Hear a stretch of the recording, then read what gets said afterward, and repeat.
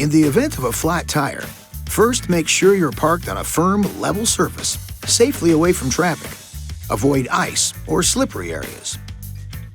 If your vehicle is equipped with air suspension, you'll need to enable Tire Jack mode in the Uconnect system with the engine running. This will disable automatic leveling when changing a tire. Next, make sure the ignition is off, the hazard lights are on, and the parking brake is fully set. It's a good idea to block the front and rear of the tire diagonally opposite the jacking position. For example, if changing the left rear tire, block the right front tire. The jack and jack tools are stored under the front passenger seat. To access them, remove the plastic cover located on the side of the seat by pulling the front part of the cover toward you to release a locking tab. Once the front of the cover is loose, slide it toward the front of the seat until it is free from the seat frame. Remove the tool assembly from under the seat. Remove the spare tire before attempting to jack up the truck. Attach the lug wrench to the jack extension tube. Make sure the spring clip in each extension tube section clicks together in the mating extension tube. The handle, comprised of all the extension tubes, locks at all positions. Insert the tube through the access hole between the lower tailgate and the top of the bumper and into the winch mechanism tube. Rotate the lug wrench handle counterclockwise until the spare tire is on the ground with enough cable slack that you can pull it out from under the vehicle. When the spare is clear, tilt the retainer at the end of the cable and pull it through the center of the wheel. Now loosen, but do not remove the wheel lug nuts by turning them counterclockwise one turn while the wheel is still on the ground. Be aware that your vehicle may have locking lug nuts and require the use of an included special tool. And if you're changing a dually tire, you'll need the lug wrench adapter. Now, look for the proper jacking locations. For the front wheel, place the jack under the axle as close to the tire as possible, with the drive tubes extending to the front. For rear jacking, place the jack under the axle between the spring and the shock absorber, with the extension tubes extending to the rear.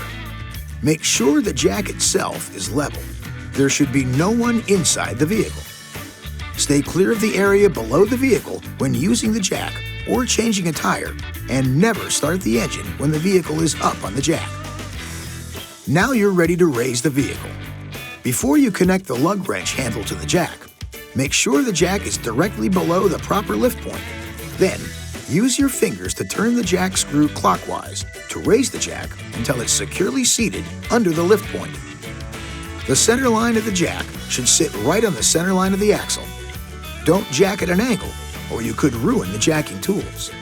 Now, connect the hook attachment to the jack handle assembly and use it to raise the vehicle. Keep the handles in line with the jack to minimize lifting effort and to ensure jack function. Raise the vehicle until you've got just enough clearance to install the spare tire. Remember, minimum tire lift provides maximum stability. Okay, now go ahead and finish removing the lug nuts and wheel. Place the spare tire on the vehicle with the valve stem facing out. On single rear wheel trucks, install the spare wheel and lug nuts with the cone-shaped end of the wheel nut toward the wheel. On 3500 dual rear wheel model trucks, if the outer tire is being replaced, then leave the inner wheel on the vehicle. If the inner wheel is being replaced, remove the outer wheel and replace the inner wheel. The wheel nuts are a two-piece assembly with a flat face. Lightly tighten the lug nuts. To avoid risk of forcing the vehicle off the jack, do not fully tighten the lug nuts until the vehicle has been lowered. The vehicle could be damaged if the spare tire is mounted incorrectly. Now reinstall the lug nuts with the cone-shaped end toward the wheel. Lightly tighten the lug nuts clockwise.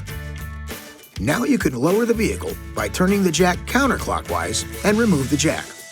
Once on the ground, you can finish tightening the lug nuts. Alternate lug nuts until each lug nut has been tightened twice. Maximum effort should be used for the final tightening of the lug nuts. It's always a good idea to have the tightness checked with a torque wrench by an authorized dealer or at a service station.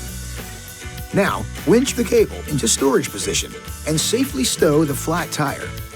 Stow the jack and jack tools back under the passenger seat and you're ready to go. This video is not intended to take the place of your owner's manual. For complete details and other important safety information, please see your owner's information.